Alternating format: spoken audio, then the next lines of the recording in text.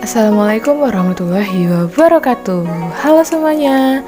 Perkenalkan, nama saya Melda Saputri dari Program Studi Hukum Keluarga Islam, Fakultas Syariah dan Ekonomi Islam, IAIN Syekh Masidik, Bangka Belitung, dengan mata kuliah Filsafat Hukum Islam, dosen pengampu Ibu Furziah MH. Nah, dalam kesempatan kali ini, aku bakal jelasin biografi dari Ibnu Sina. Nama lengkap dari Ibnu Sina ialah Abu Ali Al-Husain bin Abdullah bin Sina. Lahir pada tahun 980 di Afshanah, daerah dekat Bukhara, sekarang wilayah Uzbekistan. Meninggal pada bulan Juni tahun 1037 di Hamadan. Ibunya bernama Setareh dan ayahnya bernama Abdullah. Nama lain dari Ibnu Sina yaitu yang pertama adalah Syarab al-Mulk, Hujjat al-Haq, Syekh al-Rayas, Ibnu Sina atau Abu Ali Abdullah Ibnu Sina, Bu Ali Sina. Ibnu Sina sejak kecil mulai mempelajari Al-Quran dan sastra, kira-kira sebelum ia berusia 10 tahun. Di usia 16 tahun, beliau tidak hanya belajar teori kedokteran, tetapi juga menemukan metode baru pengobatan. Beliau memperoleh status penuh sebagai dokter yang berkualitas pada usia 8 tahun. Ibnu Sina merupakan seorang filsuf, ilmuwan, dokter, dan penulis aktif yang lahir pada zaman keemasan peradaban Islam. Pada zaman tersebut, ilmuwan-ilmuwan Muslim banyak menerjemahkan teks ilmu pengetahuan dari Yunani, Persia, dan India. Pengembangan ilmu pengetahuan pada masa ini meliputi matematika, astronomi, aljabar, trigonometri, dan ilmu pengobatan. Pada zaman dinasti Samayid, di bagian timur Persia, wilayah Khurasan, dan dinasti Buyid di bagian barat Iran dan Persia, memberi suasana yang mendukung bagi perkembangan keilmuan dan budaya. Di zaman dinasti Samaniyah, Bukhara dan Baghdad menjadi pusat budaya dan ilmu pengetahuan dunia Islam. Pada masa itu, Ibnu Sina memiliki akses untuk belajar di perpustakaan besar di wilayah Balkh, Khwarezmia, Gorgan, Kota Rey, Kota Isfahan, dan Hamadan.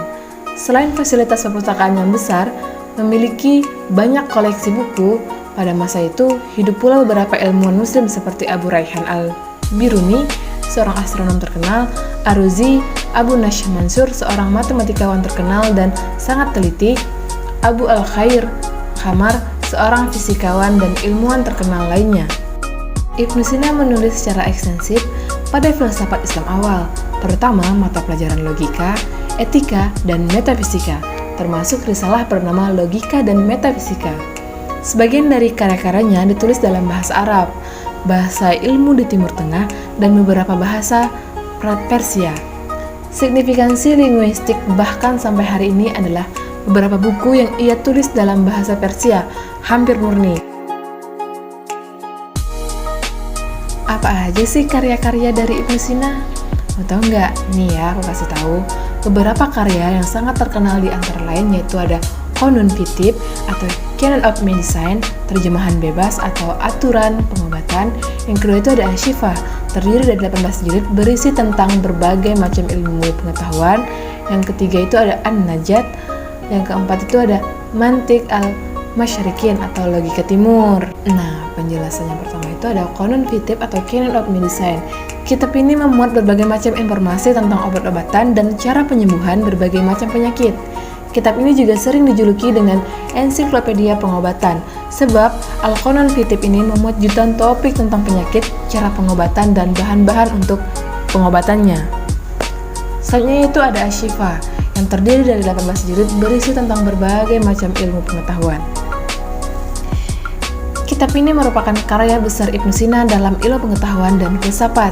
Ada pendapat yang mengatakan bahwa Ibnu Sina mungkin mulai menyusun Al-Syifa pada tahun 1014, menyelesaikan sekitar tahun 1020 dan menerbitkannya pada tahun 1027.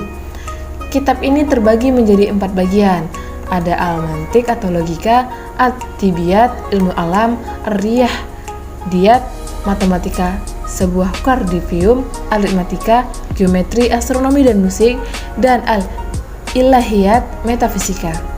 Dalam menyusun kitab ini, Ibnu Sina dipengaruhi oleh para filsuf Yunani kuno seperti Aristoteles, para pemikir Helenistik seperti Claudius, para ilmuwan dan filsuf Persia dan Muslim sebelumnya seperti Al-Kindi, Al-Farabi, dan Abu Rayhan Al-Biruni. Yang selanjutnya yaitu ada An-Najat, sebuah kitab pengetahuan dasar yang berdasarkan karya Al-Ghazali. Al-Najat ini merupakan resumen dari kitab Asy-Syifa.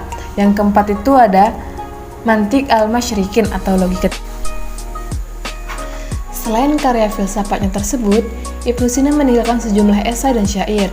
Beberapa esainya yang terkenal adalah Ibnu Yaqzan, Risalah At-Thair, Risalah fi Syir al-Qadar, Risalah fi al-Ish, Tahsil as-Sa'dah, dan beberapa puisi terpentingnya yaitu Al-Urjuzah fi Atib, Al-Qasidah al-Muzdawiyah, Al-Qasidah al-Ainiyah. Bagaimana ya pemikiran filsafat Ibnu Sina? Yang pertama itu ada falsafah al-faid. Sebagaimana Al-Farabi, Ibnu Sina juga menganut teori al-faid atau emanasi. Bagi Ibnu Sina, Tuhan sebagai akal murni memancarkan akal pertama, dan dari akal pertama memancarkan akal kedua dan langit pertama.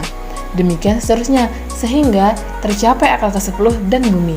Dari akal ke-10 memancar segala apa yang terdapat di bumi yang berada di bawah bulan. Akal pertama adalah malaikat tertinggi, dan akal ke-10 adalah Jibril. Yang kedua itu ada falsafah al-wujud. Dalam teori filsafat ketuhanan, Ibnu Sina mengatakan bahwa Allah adalah wujibul wujud. Sebagai wujibul wujud, maka ia pasti ada, tidak bisa tidak. Mengenai sifat wujudiyahnya, Ibnu Sina mengatakan bahwa hal itu sangat penting dan mempunyai kedudukan di atas segala sifat lain, walaupun esensi-esensi sendiri. Esensi dalam paham Ibnu Sina terdapat dalam akal, sedangkan wujud terdapat di luar akal. Wujudlah yang membuat tiap esensi yang dalam akal mempunyai kenyataan di luar akal. Tanpa wujud, esensi tidak besar artinya. Oleh karena itu, wujud lebih penting dari esensi.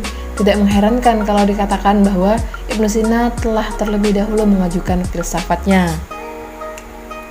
Yang ketiga itu ada falsafah al-nafs. Ibnu Sina percaya bahwa manusia terdiri dari jasad dan jiwa. Unsur jasad dengan segala anggotanya merupakan alat bagi jiwa dalam melakukan aktivitasnya. Dari itu, jiwa berbeda secara hakiki dengan jasad yang selalu berubah, terlebih dan berkurang, sehingga ia mengalami kefanaan setelah berpisah dengan jiwa. Konsep jiwa atau an-nafs menurut Ibnu Sina terbagi menjadi 3. Ada jiwa tumbuhan, jiwa binatang, dan jiwa manusia. Nah teman-teman, sampai sini dulu ya penjelasannya. Jangan lupa like, subscribe, and share. Terima kasih. Wassalamualaikum warahmatullahi wabarakatuh.